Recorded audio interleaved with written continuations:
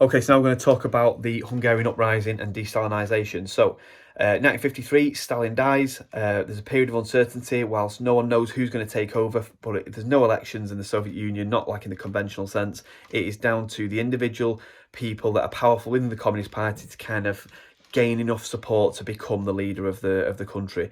And by about 1955, Nikita Khrushchev has won this battle.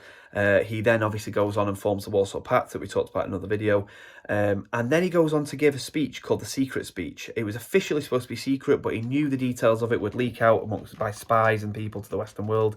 And in it, he criticised Stalin, and he wanted to find a way to kind of peacefully coexist with the West, with America, Britain, the other kind of capitalist powers. Now, people in Eastern Europe see this as kind of an opportunity.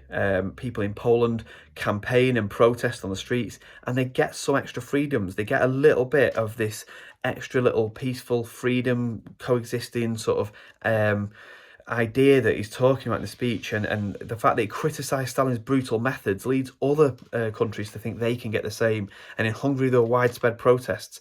They had a brutal leader called Matthias Rakosi, who was a kind of Stalin-type guy, brutally repressing the people, very heavily involved with the secret police, and repressing any sort of person that wanted to speak out against the communist government or kind of protest against anything.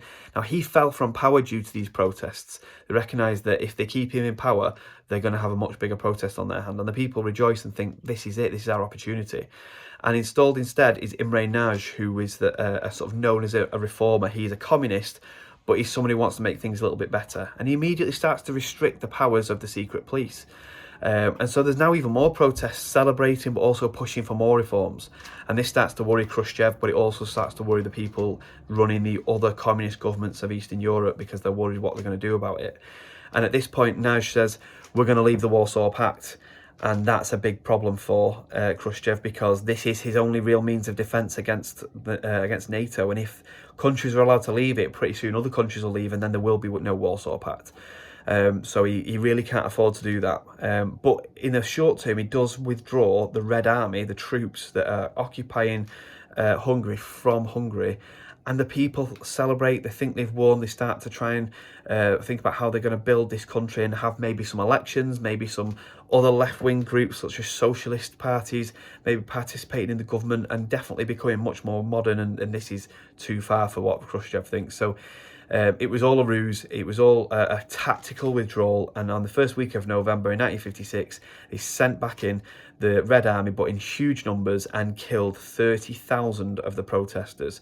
There was bitter fighting in the streets, people fighting back, ordinary people, students, young people, professionals, all kinds of people fighting back against the Red Army. But in the end, the Red Army, with its tanks and its planes and its helicopters, won.